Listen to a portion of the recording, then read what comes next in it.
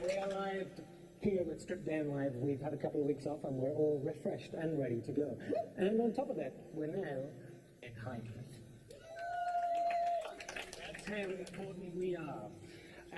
So in the last couple of weeks, we've actually built an Amazon store for Strip Down Live, so you can actually go and buy any bands that play on the show on CD or download their music through the Strip Down Live Amazon store. You'll find links wherever you're watching this, be it on stripdownlive.com or Ustream or whatever. We'll put up links for you. But anyway, the bands still get the same kind of money. We just get a teeny little cut of it so we can actually make money for the show now and again. Now, can I say happy first day of Hanukkah to all our Jewish friends? James will play some. Thanks very much. As you may or may not have noticed, tonight in the studio, we're really happy to have Fitz and the Tantrums here tonight. So please welcome them to the Strip Down Live studio, and I'll be back in a few minutes to chat to them in between sets. Please welcome Fitz and the Tantrums.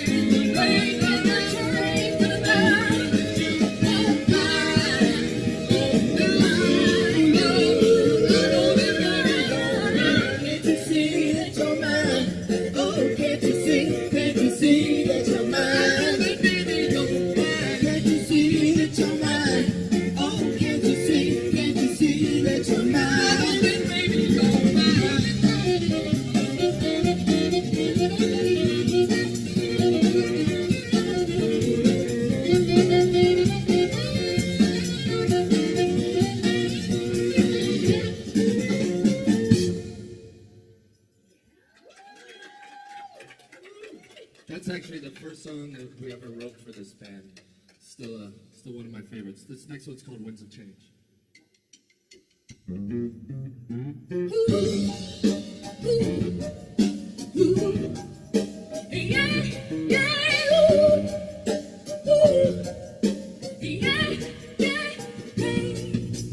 You don't know what you hate, but you're gonna find it's so bad when I'm gone and you're alone. No one to give it to you. Now I know the very time it's not I'm wrong. It's such a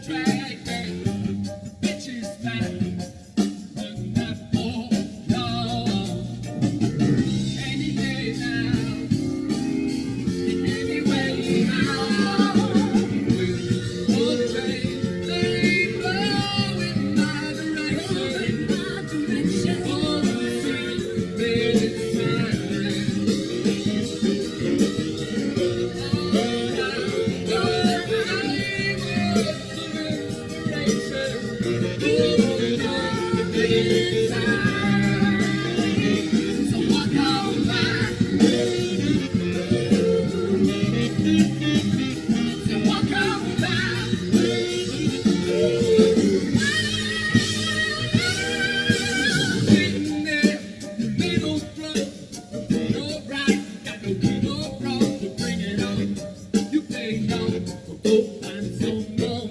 Yeah, never felt this before. I don't feel this anymore, 'cause I don't need this shit going on. Anyway, now, anyway, now, alright, keep going my direction.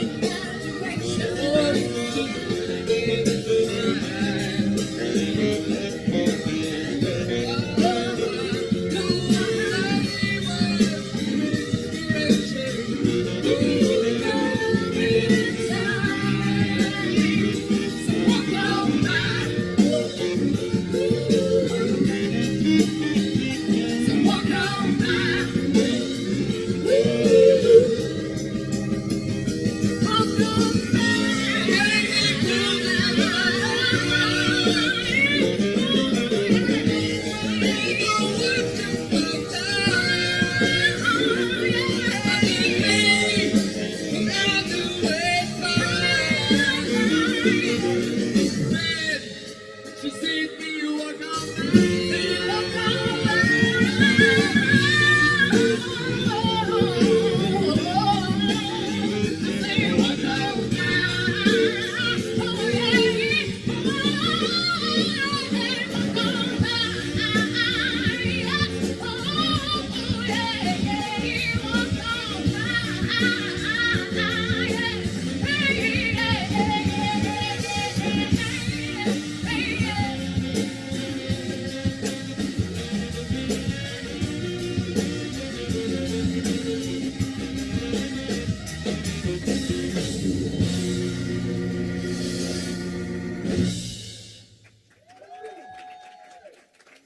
Give it up for this girl right over here to my right, Miss Noelle Skaggs on vocals, everybody. Hello, everyone in TV land, internet world. Happy Hanukkah to all my peeps, all of my Jewish friends. I love you so much. Thank you. What else we got? Next song. Yeah, this next one's called Don't Gotta Work It Out.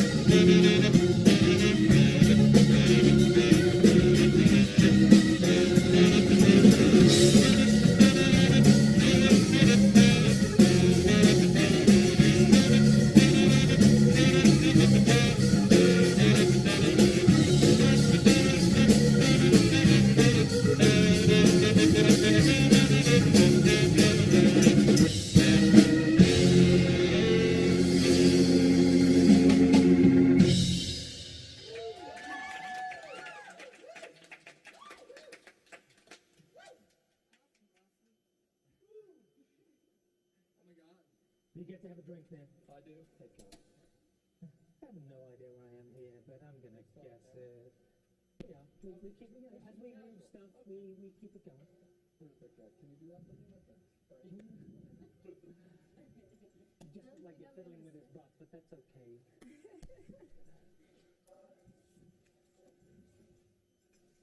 Grab some water. That's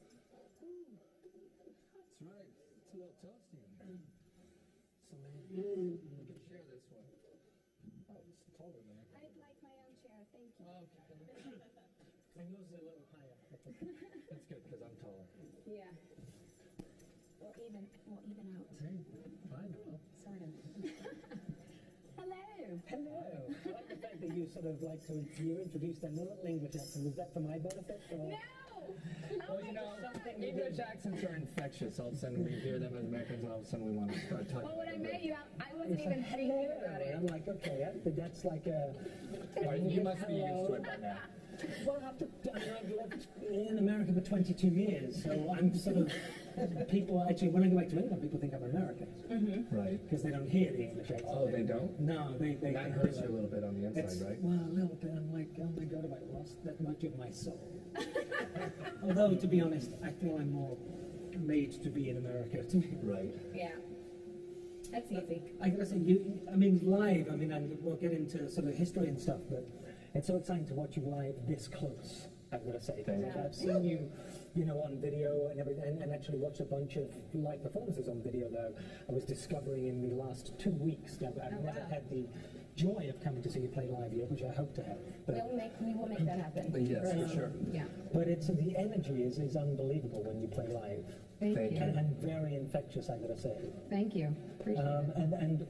And I was thinking while I was watching you, especially now, and I was reading earlier that you didn't feel like you've had a good concert unless you got bruised arms. Oh yeah. Because you wet that tambourine. He's one of the You best wet tambourine that- players you'll ever see, for It's sure. funny because if you look at the one that I'm playing, it's actually missing bell. It's missing It's down there, cymbals. yeah. And it's And also, it's like it's a little plastic thing. Oh it's yeah, like, Yeah. that's our magic. It sounds so That's great. our magic tambourine. it's not like the sort of professional wooden thing. That, It's awesome because I play so often and so long that that's the only style I can play is that Right. plastic one because it's lighter. Yeah. because you feel Because it. you start. I even feel this one after a while. You start to get to like And actually, my forearm. in the studio, I have all these fancy ones. That's the one I always use to record Yeah. with. Well, actually going to studio recording, which I found interesting, because hearing about the beginnings of the band and everything else, and I know it kind of started with you actually buying an organ Right. from at that point a girlfriend's Ex-girlfriend. Well, this was actually a question I had because the interview I saw was a girlfriend's house, but was it the ex-girlfriend that you wrote the songs about? Yeah, it was. I was going through a terrible breakup at that time. I was kind of losing my mind. And we were on a no talking policy at that point, and I got a call from her on my phone. I was like, deny that call. And she left me a message and she said, my neighbor's got a family emergency. He's moving in the next 12 hours. He's got this huge organ in his basement. I don't know if it works. He's got other people coming to see it. It's I would have 50 lost a bucks. huge organ, by the way. But, Right. And I just said, put the 50 bucks in the guy's hands now, and I bought it sight unseen, and then I had literally like 6 hours to like scramble to find a piano mover that would move it that night. I finally found these definitely shady Russian piano mover guys that I paid way too much more, 5 times more than I actually paid for the organ. They brought it in, and I turned it on, and it worked, and it was kind of the anchor that set everything off, and sat down that night and wrote that first song, Breaking the Chains of Love. I mean, it's interesting because every interview I've seen, it's always been like the girlfriend called you. And my first question was it the ex-girlfriend? Oh, yeah, who wrote the it songs is. about? And so there was a sudden serendipity there about the fact that you got the call from her that you wrote this effectively most of the EP about. Oh, Really. for sure. Songs for Breakup Volume 1, which I always like because there's always going to be more volumes to that story. Although that's a little pessimistic, but okay. Yeah. It's just a realist, okay? It's just a realist because I suck at love, so that's kind of... But that's interesting in and of itself because the songs about breakups and everything else, but you always look at them in a weird positive light, though. I mean, to me, there's a happy side of it. Well, and I think, one of the things was I liked the fact that when we were making music together and stuff, the music feels happy and makes you want to dance and makes you joyful, but when you actually listen to the lyrical content, most of it's kind of angry or a little bit bitter or scorned love. So I just like that play, that There's always the up lines, though, that always say that, it's okay. Look, Kurt, if you want to find some hope in that record, you go ahead. There were good things, There are some bright sides. And on the full length, there's a few more glimmers of hope. So you went on, you recorded this EP, and you ended up, because, you're going back to sort of recording the tambourine, and you ended up doing the EP in your house, right? Yeah, we did both the EP and the LP. When we first started out, we didn't have any money. I don't think anyone knows what an LP is. Extended play, long play, which I never got. We had a 5-song little record that we released, and then LP is a full-length traditional, at minimum of 10 songs or whatever, and that's the record picking up the pieces that just came out this last August on Dangerbird Records. We didn't have any money at all to go into a studio, and we just were forced to, to make it in the living room. And that actually is not a really great place to record in. It doesn't sound that great. It's got plaster walls, and quickly found that better than to fight that room was to let that room really be another person, another character on the record. So you can really, when you listen to the record, I can hear the room, and it was a great sort of vibe for us. There was no stress of time crunch. We were able to work, sit outside, have lunch, come back, work. And so when we went to make the full length, it was like, well, this worked so well for us. Why mess with something that was working? Also, isn't there a certain energy that I know you're both fans of kind of Motown, Stax. We all are, for sure. Whatever, but yeah, you can tell musically, and also actually there's a lot of other influences that I hear. There's actually a sort of British Northern soul thing going on as well. And 67 AM radio. Yeah, I hear a little Tears for Fears. No, I don't hear that. I hear some Squitty Poetty or maybe ABC. For sure. Even a little bit of Madness, weirdly enough. But, definitely ABC, for sure. Yeah, ABC I can see. Even Brian Ferry, I see that. Even some Talking Heads and different. It's funny, we get Talking Heads after shows a lot. I'm like, really? I'll take it. But I actually see that in your personality more than anything. You're actually a David Byrne. Tall and awkward, is what you're saying, Kurt. No, David Byrne with rhythm is how I prefer to say it, to be honest. The polite British way. Yeah. Didn't you... I know that it was sort of circumstances that made you record in your head. Was there a certain aspect of the fact that the records that you loved, which were Motown Stax records, and if you think back then, there was no technology. It really was. If you listen back to those records, they sound rough as anything, but there's an energy to them. And when if you're capturing the energy. Oh, totally. And if you're kind of an internet geek, you can actually find some of those sessions and the separated parts. And when you listen to those recordings, you're like, that's distorting, that lead vocal's blowing out the mic. But when it all came together, or when they were forced to all track in those little rooms and all the mics were bleeding into it, it just had that sort of, that energy, And I think, for us, we set out, can we capture a little bit of that in our recording? And if we are able to, then it's been a success. And we worked really, really hard on this record. And I think we're all extremely proud of the way it came out, especially because we just had this do-it-yourself. It sounds amazing, and the fact that you took it, and because nowadays it's about taking it to sort of all the other different mediums, which is video and everything else. Does it sound good on those little computers? It sounds fantastic on. If there's the best place it sounds great on smaller speakers. Well, that's because I was making it just that. Yeah, because it has that energy. And even like the videos that are done in that kind of 60s way, the initial ones, the two that did you actually film those in your home? No, we actually, the first one, the Breaking the Chains, that's us performing live. And LOV.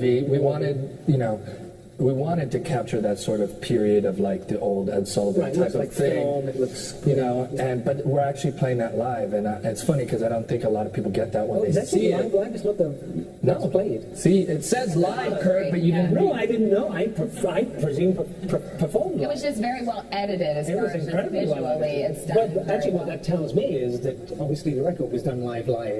There wasn't, there's not like a whole bunch of overdubs and stuff where you spend a lot of time editing. Somewhere in between. Well, I must be honest. You take your best takes, and you're like, yes, exactly. Well, and also working in digital, it's very easy to get tweaker about that stuff. And the longer I've worked on that medium, it's like, leave all the mistakes, leave the ugliness in there, leave the things The that humanity too. exactly, and that sort of helps bring back a little bit of soul back into the recordings. Well, I think that's why we captured so much of that vibe of Motown, because it was so unforced. You listen to all of that music, they were just great players, and they loved doing what they did, you know, so there was no thought into, you know, like there was thought into the song process, of course, but, you know, you're playing this solo, and, you know, he may have done like 11 takes, and he just like, they're all killer, you know. And but it's all about capturing the vibe. Yeah, it's all about the character. It's like which one felt the best. I will always default for a less perfect performance that has energy. Yeah. You know, in choosing takes and in like when we're tracking, we just were in the studio the other day, and it's like, if it has the right spirit and that energy, then we'll live with the little pimples and stuff. Because you did the EP obviously like that, and you, as you said, you went on to do the album like that. You signed to Danger Murder, and you're like, why spoil a good thing? You know, obviously people like this because of the way it is, because of the energy we captured. Well, and you know, it's like John's. You know, he made these drum parts the other day that he did in his garage with like one microphone, 2 microphones, and it's one of the baddest ass drum sounds I've ever heard, and it totally, you know, he's a fiend for like the Motown sound of the drums and stuff like that, and it just sounded amazing. You know? Do you ever, as an engineer, and we'll go through the whole Pro Tools recording thing because you record on Pro Tools, as someone who's sitting there because you know, you're sort of overseeing it, you ever go, God, I wish I had a reel-to-reel like tape here? I mean, well, we actually were lucky enough. His neighbor has a little reel-to-reel, and we were able to go in and track 1 or 2 of the songs, just the drum parts for that. And yeah, you know, you can definitely hear that tape saturation and there's stuff. a little bit, there's that an hiss section, and there's, you know, but you know, you just make the best with what you got, and so it's like when we were lucky enough to get those opportunities, we grabbed them. But we were just such in this creative space, and songs were just coming. We just couldn't wait for the studio time to always open. But you like the Pro Tools way of recording would drive Noel nuts half the time because you're not very good at writing down the because each track. Because I'm definitely I'm like an engineer's worst nightmare because one, I'm self-taught in the studio, and most studio they'll like make sure every edit, and I'm just like, I'm about it being a creative tool and just making stuff and using it as a real vehicle to be able to like just capture. And I'm super impatient, and I want that fix of like, we just wrote a song and I'm driving in my car later on just smiling ear to ear. So it's like, I don't label anything. It's a nightmare for anybody. For you to go play well, for me, yeah, because I'm one of those, like, you know, label, like me and John. She has a whole label kit. Like we have, it's all about like names, and like I do the sections, and it takes me a little longer to, you know, get it done, but you know, at least I know where my vocal 3 is, you know. It's like we'll lay down 10 vocal tracks, and I'm like, well, where's that part? I don't know where it is, Noel. It drives me nuts, like I can't do it. We're working on that though. We're gonna get him. You're gonna get a little, but you're gonna get into like little post-its. Yeah. Well, we got to work. You buy him a label, make it for Christmas. Exactly. Well, we got to work with a great friend of ours who's also deeply in this scene here. This guy Steve K. And we picked him to mix the record because he is an amazing engineer and mixer, but he really understands what we're trying to do, and was really able to take these tracks that I finally did label, and really help bring them to life. You know, he was such a big part of making the record sound beautiful and finished, and he put his heart and soul to it, and it was like for me a treat to get to do it with him. So. Well, I mean, both. I mean, the EP and the album, which is amazing, and the energy. I mean, I do love the energy. And to actually see it perform live is pretty amazing. This close. Yeah. If only the audience could be this close, but I mean, I've got to say, I did love those one live performances, and we're going to break in a second so you can play a few more songs. But the one live performance, I think it was here in LA, where you're making the entire audience like get down, which I love. I mean, is the live performance the sort of the thing for you? I mean, I know it is for sure. I mean, it's just a question of capturing that on record. Well, you know, it's like when they definitely have 2 different lives to them. You know, the recording is obviously a little more polished. We are only so many of us here, so there's only so many hands and things that can play live. So rather than try and imitate the record exactly, and also from the get-go, you know, didn't want to just replicate the arrangements. You know, every one of these people in this band, you know, has that, whatever, Malcolm Gladwell or whoever, 10,000 hours of practice. You know, everybody in this room has put in that time. And rather than just have these songs be exactly the way they are on the record, you know, from the outset we said, well, we're going to take this section here and we're going to make that a shredding Farfisa solo. Or James, take 16 bars here to just get nasty, you know. And the thing is, I think when people come to see us live, there's that extra element and there's that excitement, that moment where you get to see something that's truly unique to the live experience. And you know, for all of us as musicians, one of the few things we can hold on to nowadays is and that live show. You know, people still got to pay to see. They still, and you can't replicate that. You can't replicate that on TV or on record or anything. It's just because you're part of it. You know, and so you know, I'm hoping we will at some point put out a live record, because there's a lot of people that are really huge fans of the live record, and we're already working on the next record and trying to get a little more of that energy that we bring to the stage, you know, into the room. I don't know how much more energy you could get. But we're done. Let's go. We'll break and we'll do 3 more songs, because then I'd love to come back, talk to you more. We're going to take questions from the chat room. Oh, from the chat Anyone room. else in the chat room on Strip Down Live, or if you want to tweet in the questions or anywhere else I'm forgetting. No, Twitter, chat room. If you have questions, Fitz and the Tantrums, send them in and we'll ask them in the next break. So welcome back, Fitz and the Tantrums. Thank you. Thank you.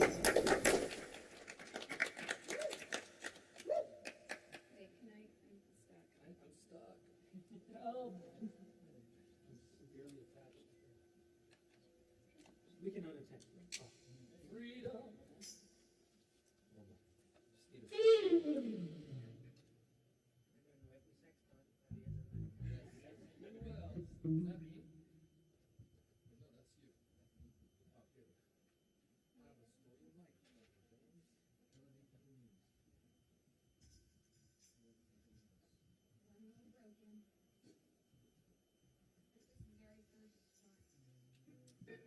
So the next song that we're going to do right now is a track called LOV that you actually mentioned, that there's the live performance that's up on YouTube and stuff that you can check out. And a little bit of trivia about this is that actually, you know, people have started to ask us, the chorus on that's different, because we did that right when we first started making music together.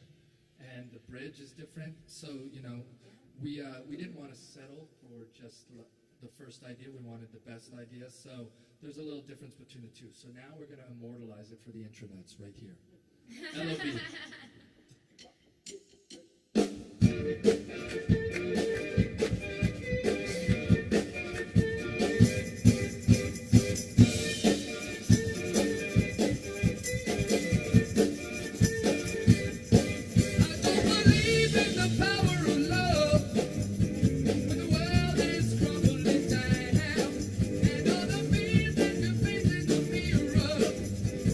Ooh, baby, look out.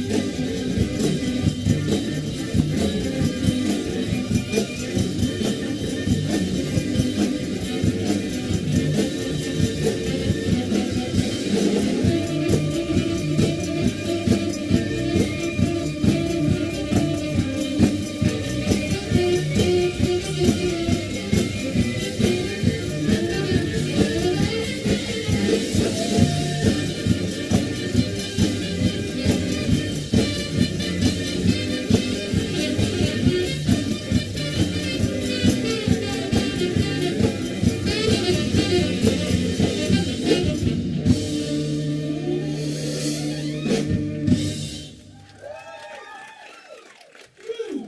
Give it up for my man right over here. We affectionately call him Mr. Ruzzy Bear. Lets me beat him up every time on that song. He does have bruises. I'm mean like that. So, whew, if you guys aren't out of breath like we are in TV land, then you know you ain't doing it right. This next one's called Picking Up the Pieces. This is the title song from our LP, as we explained, Yes. Long Play. It's the duet on the album. It is. It's for all the ladies out there. Don't listen to her. Fellas, listen up.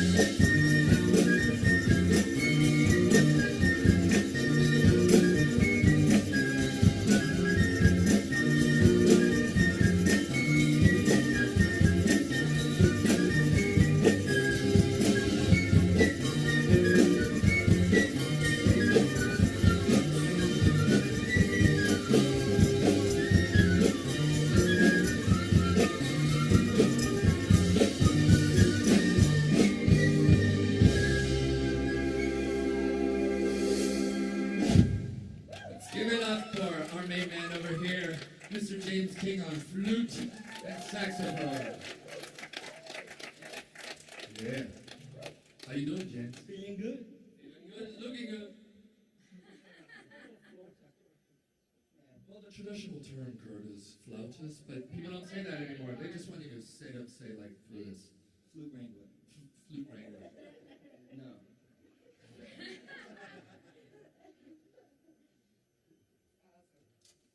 All right, so this next song is for anybody at home that might be feeling a little bit pissed off right now, because I know I am.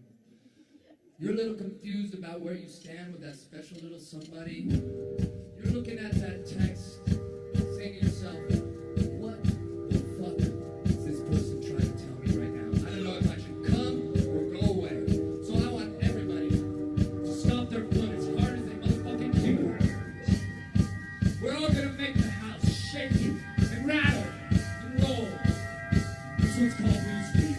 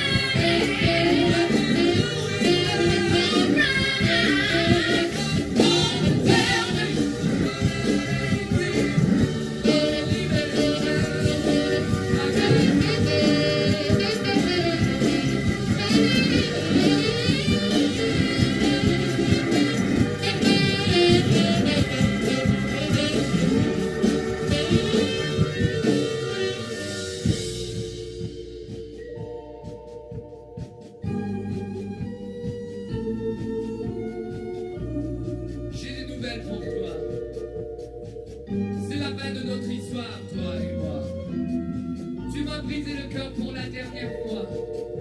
Et maintenant, quand je me promène dans la nuit, je regarde la lune et les étoiles et tous les voitures qui passent. Et je regarde tout sans toi.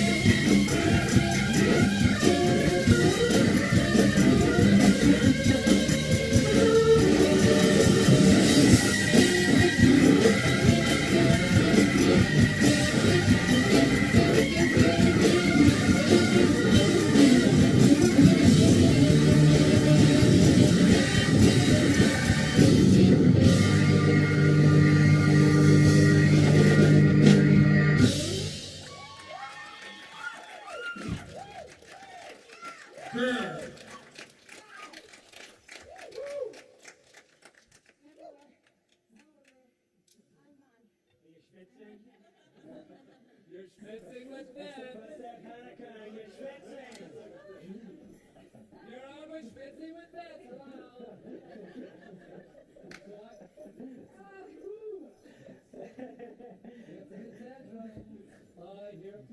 like that. That's a new show, I think. You're on with Schwitzing with Fitz.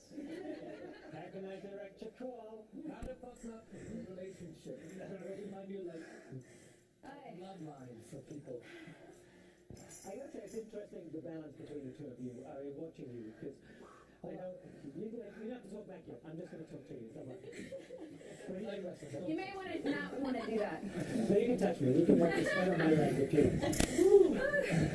We're working it out. Okay. Yes. I'll get there. There was a couple of questions after that last song, I gotta say, which was, and actually when you get into a duet, which is interesting because you actually said about your whole thing, especially with your kind of the breakup EP of the male mentor and the male being empowered. And then I'm thinking and there's Noelle giving what she's got, and I'm like, she's giving as good as she gets. Oh, yeah. And so he's doing the RESPECT for men. and how do you feel about that? You're like, you know what, I'm going to give some of it back to you. They can have their say every now and again. But then it comes down to it, the women are the ones listening. We're the ones singing those songs. It's true. We're the ones giving it back to you. I'm like, what is this? What am I going to do for me? Towels, napkins, anything. We're working. Closing down. I stole your thing. All right. For me, I'm so used to being the woman in a group of men. And it's interesting because when we wrote Picking Up the Pieces, it was a song that already had a chorus. Right.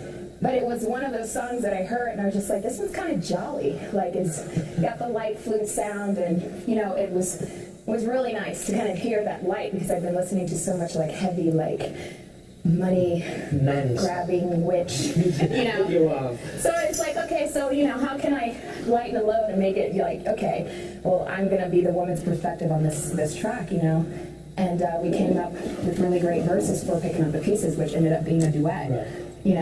Yeah. And I think at the time I wasn't thinking of it in that way, but it was just like, all right, I write a verse for myself too, and Well, I think people really, you don't know when you're watching us live. You don't know if we're gonna make out or we're gonna fist fight. It could go either way. There's some interesting balance there. Where I can imagine like when you're thinking, like, I mean, which is an interesting question. When you get the balance right, there's something kind of special, isn't there? If you're a musician or anyone involved in music, Yes, you sit there and you're absolutely. like, okay, you've got a bunch of people here, and you're like, God, this just feels good. Yeah. This is just right, and whatever it is, it works. It wouldn't work without one or the other. Oh yeah.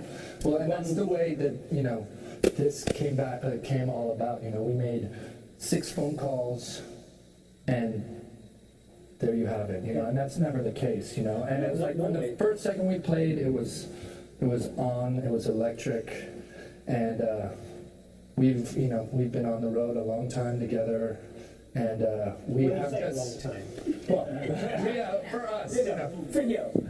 But I mean, you know, some of us, with the exception, Fitz is the youngest member of me knowing, you know, and Joe as well as Wicks, but James and I knew each other for years. You know, we've known each other from this music scene in LA for a long time, so. And it just keeps getting better, It's you just know. awesome.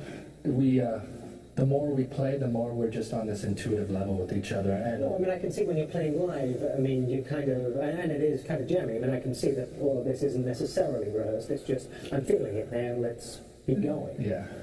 And the other thing I was finding interesting about the last set was the fact that, of course, now I'm listening to you talk, I'm like, oh my God, actually, he's kind of French. And, half French. Your mother's French, right? Yes.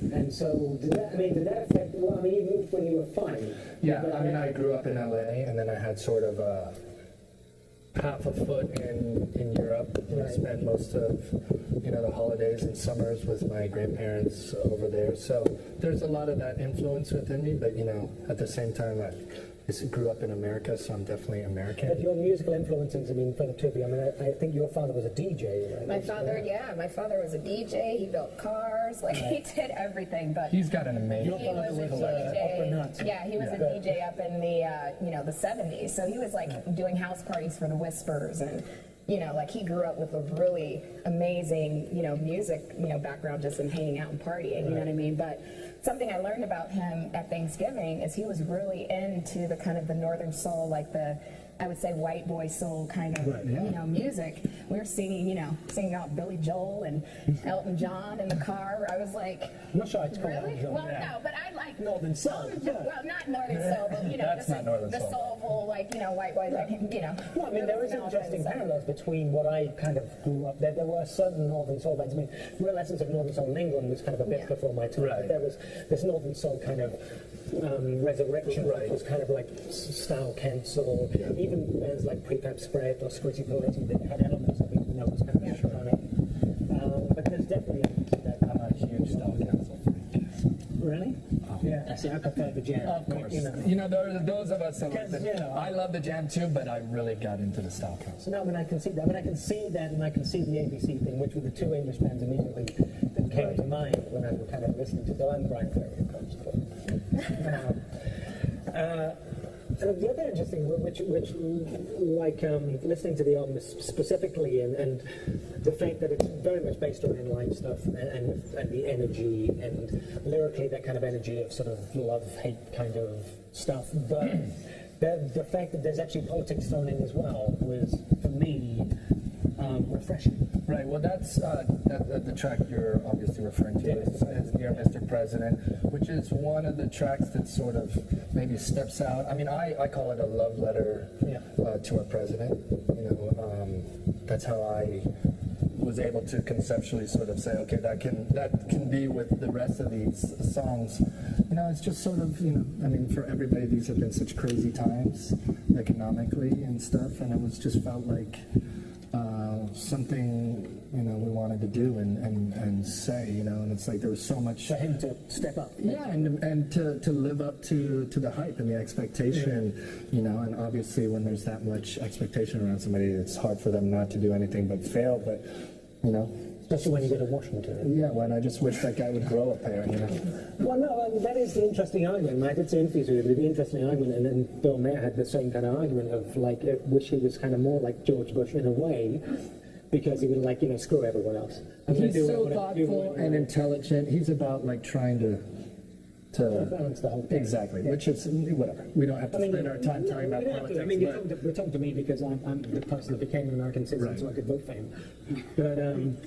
I have the, I have the same kind of feeling of kind of just get in there. What is that website that it's called? Like, what the fuck is Obama What done? the fuck is Obama done? Yeah. It's amazing. You gotta check it out. If you're wondering what he's done, If you want to know what he's done, I mean, there's go like to a what the full fuck is list of Obama it. done? You know, but that's the thing. It's like his back is against the wall with the people that stand to lose money. Oh, absolutely. You know, he took on health care, he got something passed. It's going to take a lot of money out of people's pockets. Yeah. Same thing with the oil companies right now. We're not doing any more, drilling in the eastern areas. We're not doing it anymore.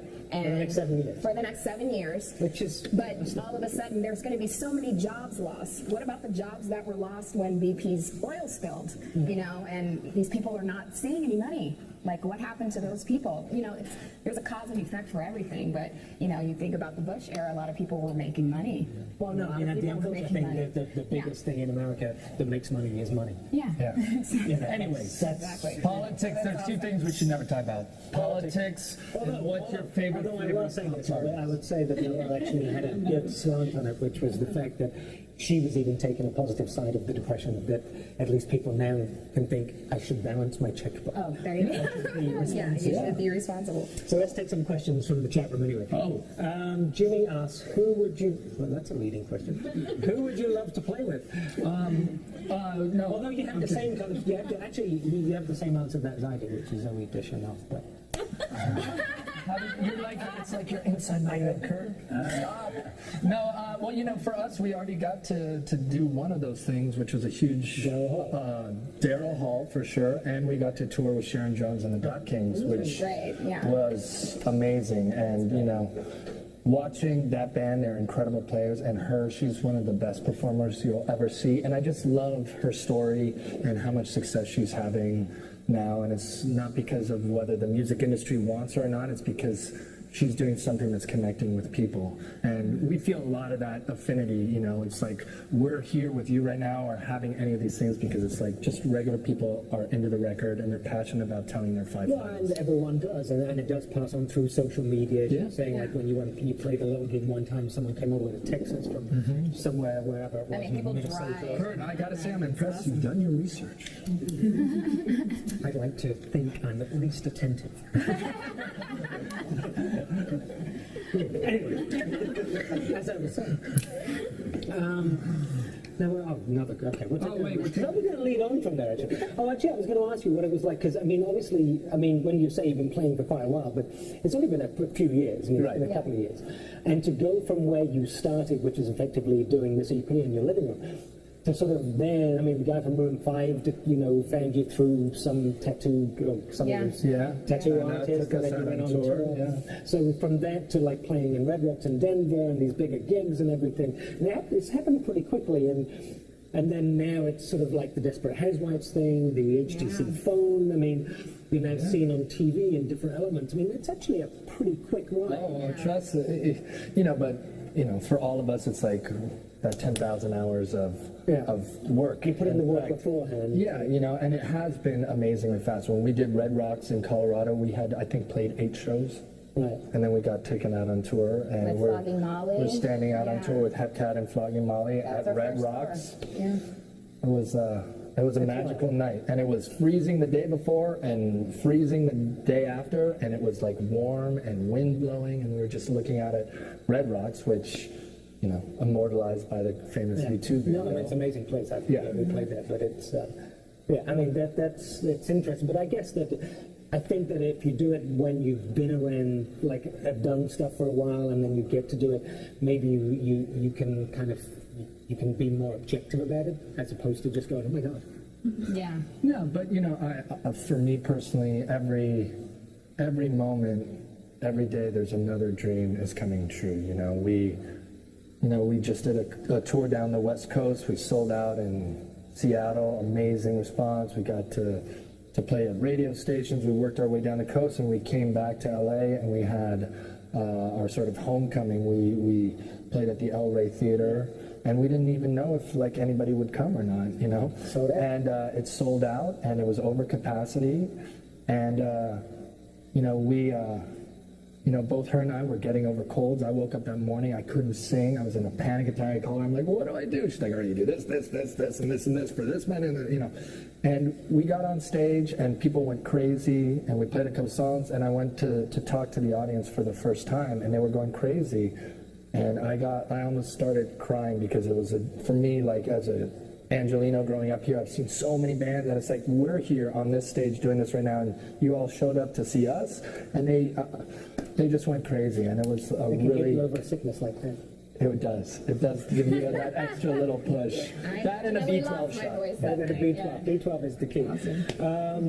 Speeds for us. A lot has happened for you in the past year. What have been some of your wow moments in that time? That was definitely I think we just covered that one. Okay. Yeah, that was another. Steves, we love you. Next question. Whiskey. Where are you guys from, and what brought you all together? A lot of us are Cali locals. Yeah.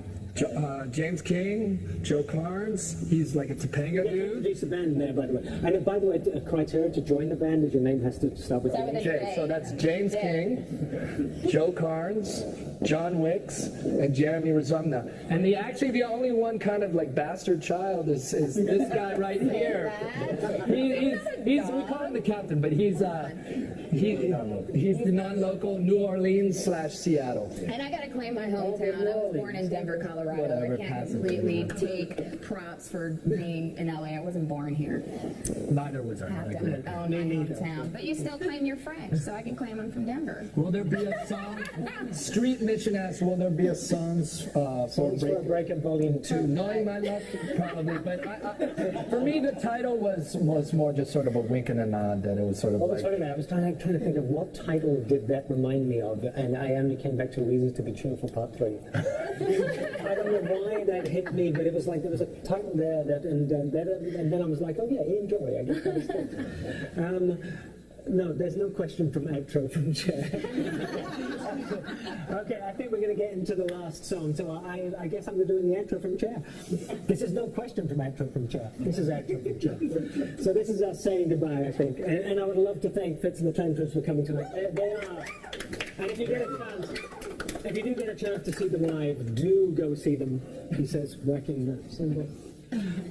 Because everything I've seen has been amazing, and tonight watching them this close, they are pretty damn stunning live. So again, visit the Amazon store if you want to buy any of the stuff from the bands that are on this show. Just means we get a little cut from Amazon for selling those things. The band doesn't affect the bands. You still all get what you get. Amazon just gives us a little bit.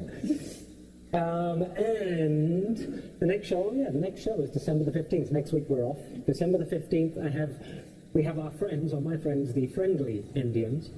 If you watch the TV show Psych, you may know of them. So that's in 2 weeks' time.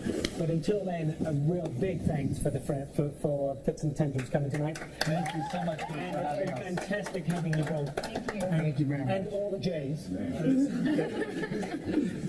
And I will say goodnight until 2 weeks' time, and I'll leave you with Fitz and the Tantrums. I don't need this anymore. I must unplug. The mic off completely.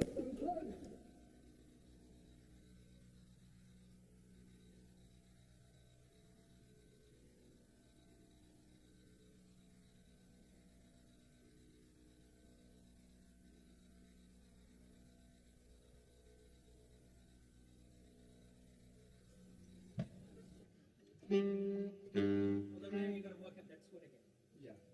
I know, we've been performing in cashmere. You won't make that mistake again. Oh, I thought you meant the song, not the... Actual cashmere curtain. Check. No monitors. Hello. I'm Big Jerry into the monitor.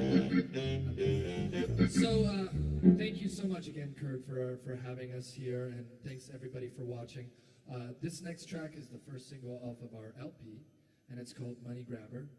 You can find us at fitzandthetantrums.com and Fitz and Tantrums on Twitter and Facebook and all that jazz. So please stop by and say hello, and thanks again, Kurt, for having us.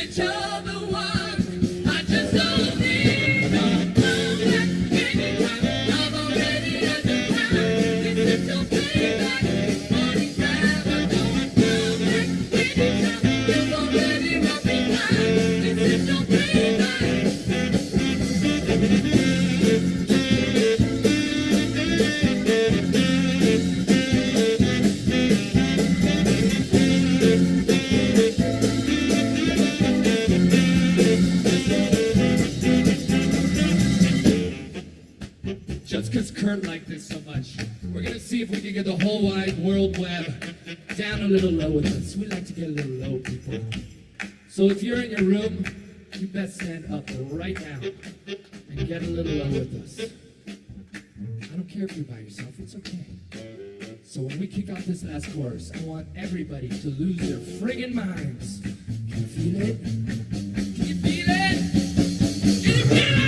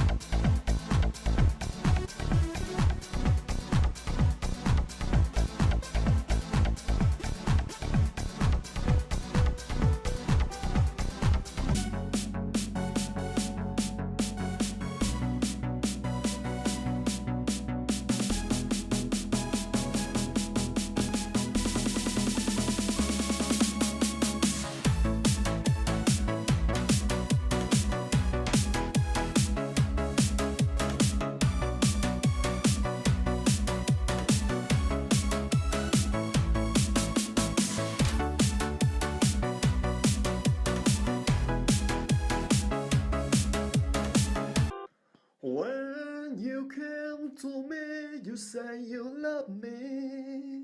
When you tend to go, you make up their story.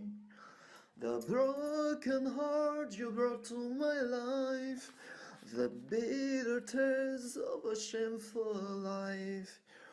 Why you lied to me at the day you came? And why did you give me unreal dream stuff? We've been together too long enough. I know your soul as I know myself. You fool with me to date other guys. I know that you don't really love me. I just forgive and try to forget. Don't you really? Our faith has been done. Saturday I've been alone, walking around in the silent sound, till the end of the blurry way. I felt some things blowing my ears. Lonely night, my heart was beating. I'm calling in whisper.